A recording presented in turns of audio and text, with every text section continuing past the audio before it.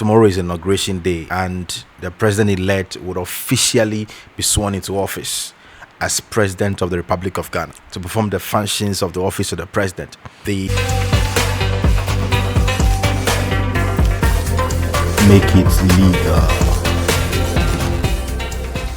The ceremony is very important, especially for the swearing-in ceremony that takes place at that ceremony, especially for the swearing-in of the president. So the president has to take 2 oaths of office, as well as the vice president. They take this oath at that ceremony, and it's one of the important parts of the ceremony. So a lot of preparations are underway to ensure that the president-elect, President John Dramani Mahama, get to assume office tomorrow or had the ceremony of inauguration.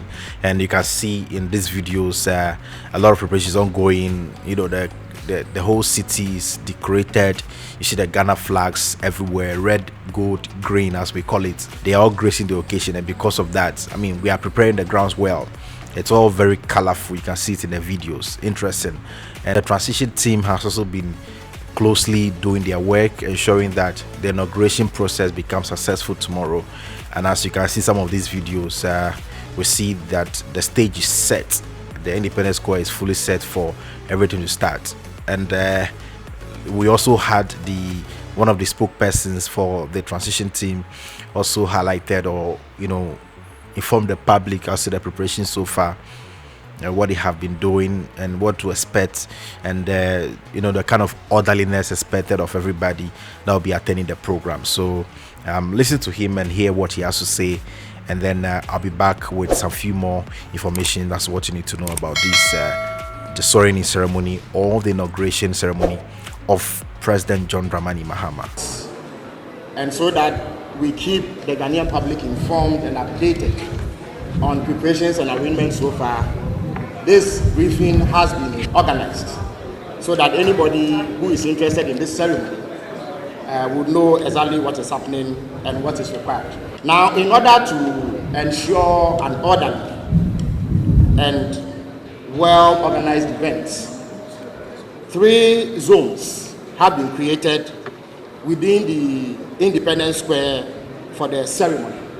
I need to remind the public that this ceremony is a parliamentary session, and that means that Parliament will be relocating its sitting from Parliament House to this square for the swearing-in. So at all material moments, we must bear in mind that it is a parliamentary session, and therefore certain rules apply. In accordance with this, the enclave for the parliamentary sitting will be totally cordoned off, and access to this cordoned off area will be strictly by invitation. I need to repeat, you gain access to the cordoned off area only by invitation.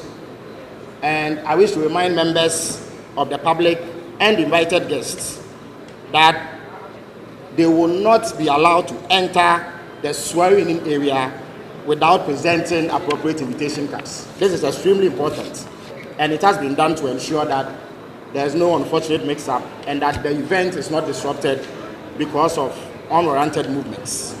Now, this applies to all categories of invited guests, except the outgoing president and vice president, visiting heads of state, visiting vice presidents, and visiting speakers of parliament.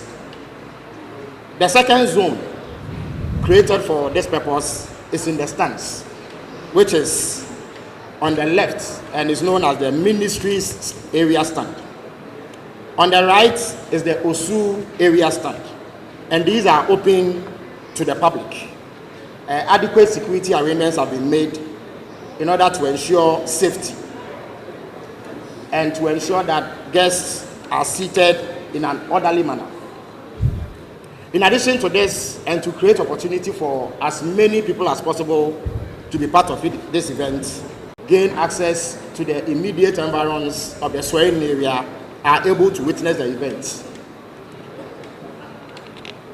Now, the stand to the immediate right of the Independence Act, has been reserved for hundreds of our colleagues and in the media. and reporters who have been accredited to cover this event. Now, all necessary facilities will be made available to ensure that your coverage is smooth. And as indicated earlier, access to the swearing-in area will be by invitation only. Now, accredited camera operators, photographers, protocol officers, ushers, and security personnel will be positioned at designated locations to perform their duties and assignments. Now, guests are expected to be seated by 8:30 a.m. and proceedings are expected to commence at exactly 11 a.m.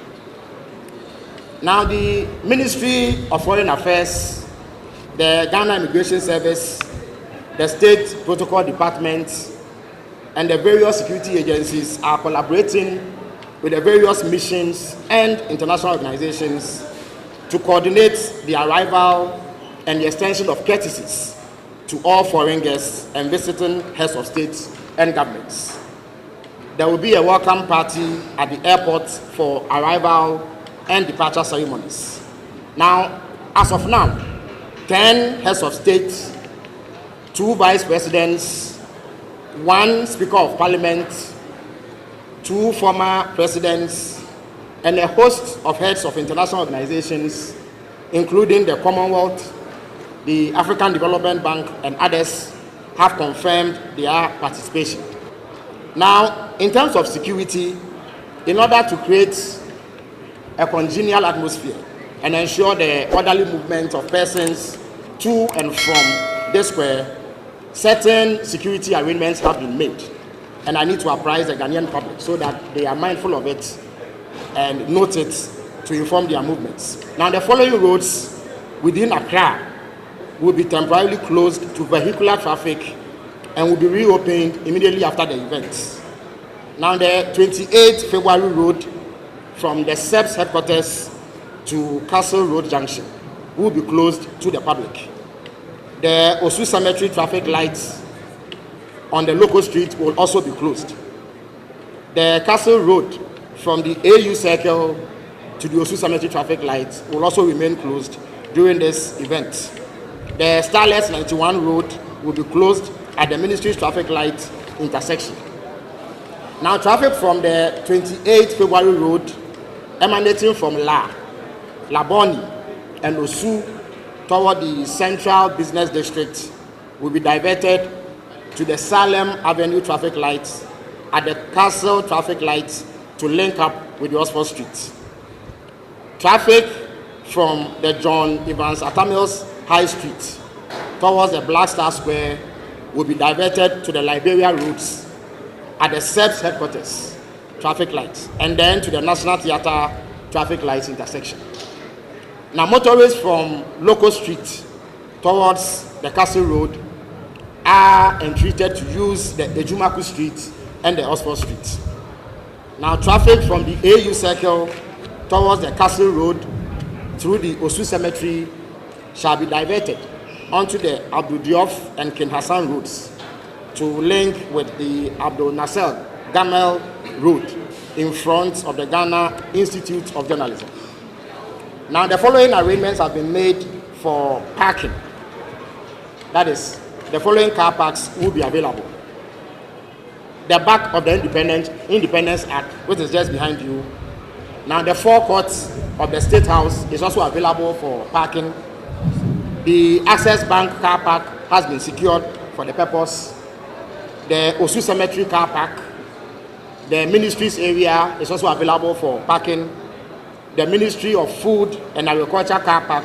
So it's important for you to know that before the president assumes office at the ceremony tomorrow, you would see that they would administer to him the oath of the office of the president as well as the oath of allegiance. So this will be administered by the Chief Justice of the Republic of Ghana. These are very important oath of office. So he will swear that he will owe allegiance to Ghana, and then he will perform the functions of the office of the president. These are very important oaths. They demonstrate the commitment of the president to undertake the duties of his office. Very, very important. This oath are always expected to be taken whenever even the vice is about to assume the office of the president. He also will be expected to take that oath. It's very important. So I think at the ceremony tomorrow, some of these things are things that you expect. We will expect a lot of speech. We would expect a speech from the president elect. He will tell us what his message is for the country, what his vision is for the country, what we should expect from him as he takes over office, what should we expect from him as a president. He will share some of those vision with us as a people, and we'll be excited to hear all of that. And I know you'll be excited to hear them. So the oath of allegiance says that that the president will mention his name, of course, do in the name of the Almighty God, swear that I will bear true faith and allegiance to the Republic of Ghana as by law established, that I will uphold the sovereignty and integrity of Ghana, and that I will preserve, protect, and defend the Constitution of the Republic of Ghana. So help me God. So he'll be swearing that oath tomorrow, and he'll be telling us in the face that he will bear true faith and allegiance to the Republic of Ghana. He will have allegiance to no other country than the Republic of Ghana. And that is very important. With the presidential oath, which is the oath of the office of the president, it says that and he'll mention his name, of course, having been elected into the high office of the president of the Republic of Ghana, do in the name of the Almighty God swear that I will be faithful and true to the Republic of Ghana, that I will at all times preserve, protect, and defend the Constitution of Ghana, the Constitution of the Republic of Ghana, and that I dedicate myself to the service and well-being of the people of Ghana, the people of the Republic of Ghana, and do right to all manner of persons. I further solemnly swear that should I at any time break this oath of office, I shall submit myself to the laws of the Republic of Ghana and suffer the penalty for it. So help me God. I am Godwin Selassie Dakbo, and this is Make It Legal. Make it legal.